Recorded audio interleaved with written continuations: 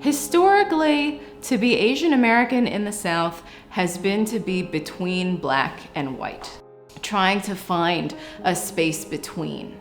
And that's been exacerbated by the perception of Asian Americans as foreign and other. The exact racialization of Asian Americans in the South, particularly during the era of Jim Crow and segregation, really depended a lot on the locale, on the acceptance of the particular community by the locals around them, and then by the efforts often of that community themselves to establish themselves and often to attempt to improve their lot.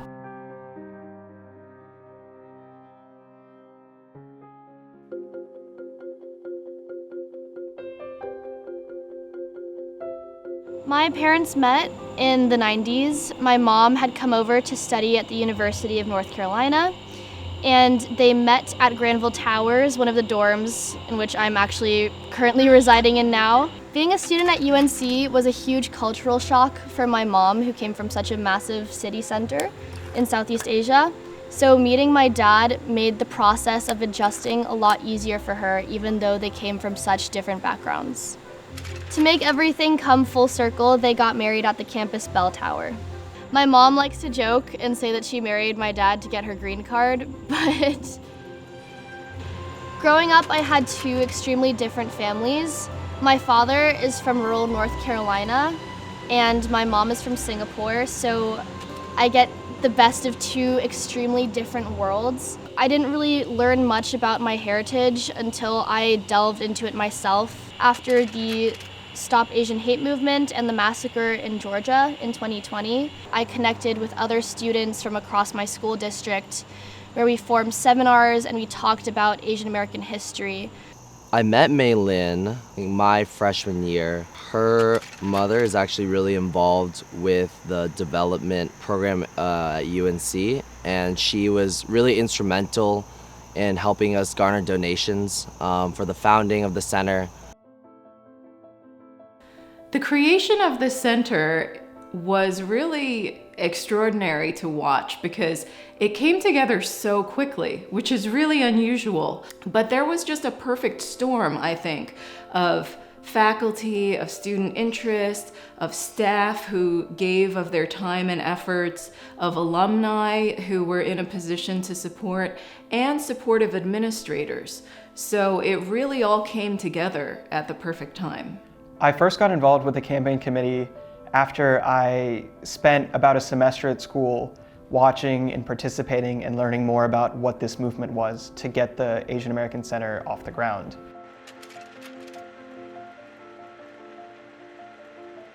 So when the campaign team was first formed, I was onboarded as the campus engagement director. And over the course of the summer, the campaign team focused really hard on coming up with a plan to make the center a reality. UNC on an annual basis has a date called Give UNC. Majority of the top campaigns usually revolve around athletics or other big name UNC ideas. And so it was amazing to see the turnout from the community where alumni were supporting, students were reaching out to their families to get support, and ultimately making the Asian American Center one of the top donated funds.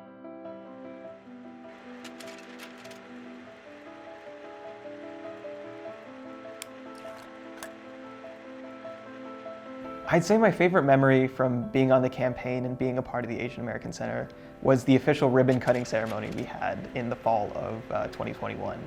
Throughout all the challenges, all the problems that we had, all the red tape we had to navigate, it was just the most amazing feeling to see the ribbon being cut and to welcome students and anybody interested at all into our Asian American Center. Really emotional, honestly, for me, to see the center open its doors for the first time and to see the physical product of the hard work and dedication that we had put in, but also the generations of Asian American alumni before us had put in to make this vision happen. The Asian American Center, I think, has meant a lot to the campus, particularly because it was established during COVID and during the surge of anti-Asian racism.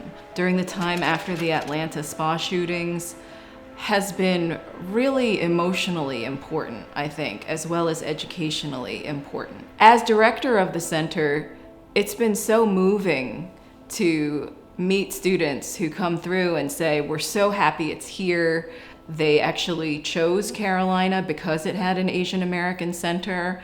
And that's so moving to me because when I was in college, there wasn't anything like this. My alma mater still doesn't have any kind of Asian American center or established Asian American studies program. It just makes me really happy. After leaving UNC and really, getting some perspective, it's incredible that an undergraduate group of students who really are only there for 4 years max were able to put down the time during their busy schedules, during all of the learning that they had to do, all of the classes they had to take, and work as almost a political institution. It gives me a lot of faith in not only the institution, but in the power of passionate activism and working hard towards things you believe in. Throughout my 4 years at UNC, I really hope to see the Asian American Center thrive. I like to think of it as one of my mom's lasting legacies at the university. One of the goals I have for the Asian American Center is just making sure that every single Asian American student, despite their ethnic background, feels welcome and accepted there. Some universities, when they're thinking about addressing a lack, the first place they go is student affairs and student services. And that's important and necessary support as well. But I do think that on the academic and educational side, there's a real need for universities and colleges to think seriously about their curricula and think about what everyone needs to have in order to be a well-educated and understanding member of an increasingly diverse US society, and what that responsibility means for each of us.